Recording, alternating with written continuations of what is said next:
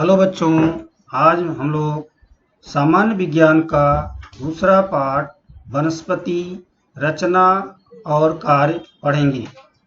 आप लोग पिछली कक्षाओं में पढ़ चुके हैं कि वनस्पतियों के मुख्य रूप से कौन कौन से भाग होते हैं। पहला भाग जड़, दूसरा तना, तीसरा पत्ते, चौथा फूल और पांचवा फल होता है। इनके बारे में आप इस पाठ में अलग अलग करके पढ़ेंगे, इनकी क्या विशेषताएं होती हैं। पहला भाग है जड़। तो जड़ क्या है? जड़ आप जानते हैं जमीन के अंदर होती है। तो इसकी जानकारी के लिए आप एक मटर या चना भिगो के रख दीजिए, तो आप देखेंगे उसमें इस तरह से अंकुर निकलता है।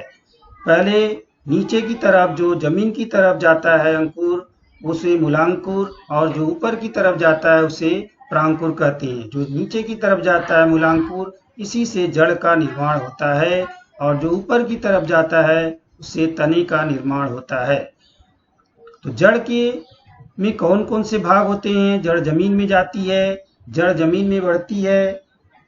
जड़, ये आपको चित्र में एक जड़ दिखाई दे रही है, इसे मुसला जड़ कहते हैं। ये जमीन में सीधे जाती है।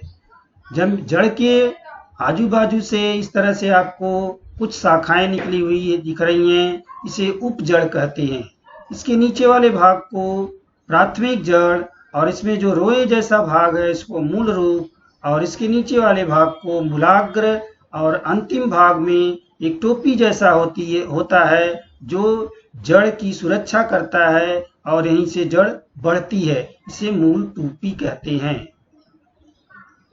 आपको ये दूसरा चित्र दिखाई दे रहा है, ये प्याज का चित्र है। इसकी जड़ रोए के जैसी है, तंतुमय है, तो इसको जो है हम तंतुमय जड़ कहते हैं। तो जड़ के दो प्रकार हो गए, मुसला जड़ और तंतुमय जड़।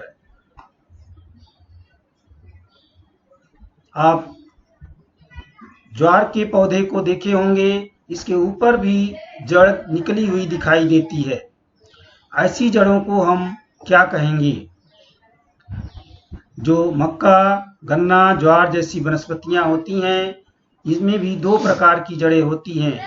इनके जमीन में बढ़ने वाली और जमीन के ऊपर तने से निकलने वाली। तो जो ऊपर वाली जड़ होती है इसको आगंतुक जड़ कहते हैं। मिट्टी को जकड़े रहना, पानी और खनिज लवण को अवशोषित करना, पौधे को आधार देना, यह जड़ों के कार्य हैं। इसके अलावा और भी कुछ कार्य करते हैं। तो इनमें मुख्य रूप से वायु जड़ें, आधार जड़ें, धावक जड़ें और श्वसन जड़ों का भी समाविष्ट होता है। ये अपना अलग अलग कार्य करती हैं। यहाँ पे आपको एक चित्र दिखाई देगा, ये बरगद का पेड़ है। इसमें भी बहुत सारी जड़ें ऊपर शाखाओं में से निकलकर जमीन को पकड़े हुए हैं। तो ये जटाओं की जैसा पूरा नीचे की तरफ जाती हैं।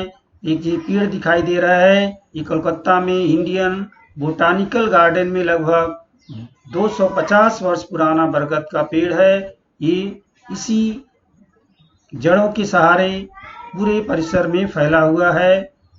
ऐसा आपको दिखाई देगा। उसके बाद जड़ के ऊपर वाले भाग को हम तना कहते हैं। तने का जो चित्र है, ये देखो, जो जड़ के ऊपर वाला भाग होता है उसे पर्व कहते हैं। इसके ऊपर जाएंगे तो गांठ जैसा दिखाई देगा, और उसी गांठ में से कुछ आपको पत्ते जैसा निकलता हुआ दिखाई देता है, इसको मुकुल कहते हैं। और यहीं से पत्तियां निकलती हैं, ये पत्तियां हैं। और जो बीच में भाग है ऐसा, इसको गांठ कहते हैं। और आगे जाएंगे तो ये भाग मुकुल होता है।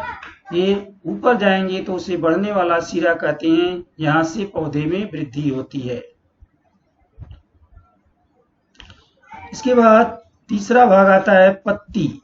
पत्ती तने की गांठों से पत्तियां निकलती हैं। सामान्य तौर पर पतली, फैली हुई और हरी होती हैं।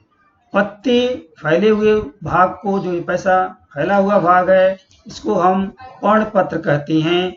और इसके किनारे वाले भाग को पर्णकोर कहते हैं।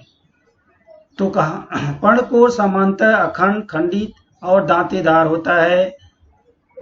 ये जो आगे वाला भाग है इसे पर्णाग्र कहते हैं, और ये जो बीच में सिरे जैसे होते हैं इसको सिरा कहते हैं, और ये जो बीच में जो भाग होता है इसको मध्य सिरा कहते हैं। ये जो भाग है इसको डंठल कहते हैं। यहाँ छोटी सी पत्ती के जैसा निकली रहती है इसको उपपर्ण कहते हैं, और ये नीचे वाले भाग को पर्णाधार कहते हैं।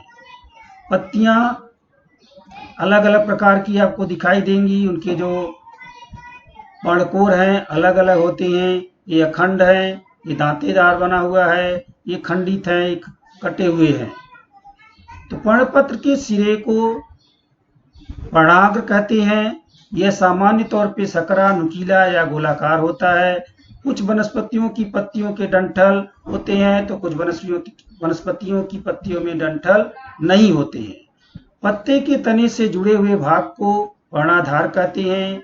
कुछ पत्तियों के पर्णाधार के पास छोटे पत्तियों जैसा भाग होता है, उसे ही उपपर्ण कहते हैं। वनस्पतियों के पत्तों में एक ही मध्य सिरा होती है, ऐसी पत्तियों को सरल पत्ती कहते हैं। कुछ पत्तियों के मध्य सिरा के दोनों ओर पर्णपत्र अनेक छोटी छोटी पर्णिकाओं में विभाजित होते हैं, तो ऐसी पत्तियों को संयुक्त पत्ती कहते हैं। अलग अलग पौधों के अलग अलग प्रकार की पत्तियां होती हैं, जिसे हम परिसर में जाकर देख सकते हैं।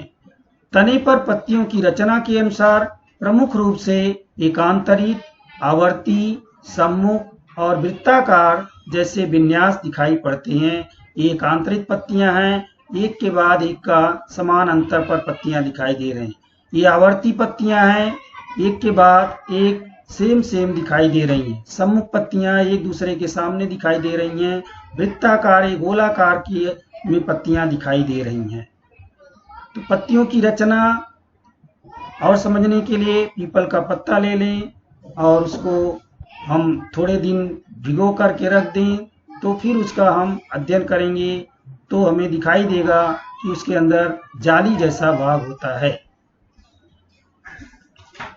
अब हम फूल का अध्ययन करेंगे। फूल के बारे में आप देख चुके हैं, ये गुड़हल का फूल है।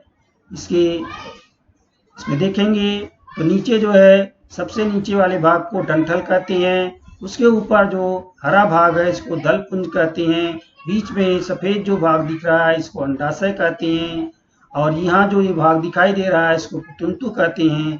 ये पीले रंग का जो दिखाई दे रहा है इसको परागकोश कहते हैं, और ऊपर वाले भाग को वर्तिका कहते हैं, और ये जो भाग है इसको दलपुंज कहते हैं, और ये गोल जैसा भाग है इसको वर्तिकाग्र कहते हैं। तो अलग अलग भाग के बारे में और समझेंगे। दलपुंज क्या है?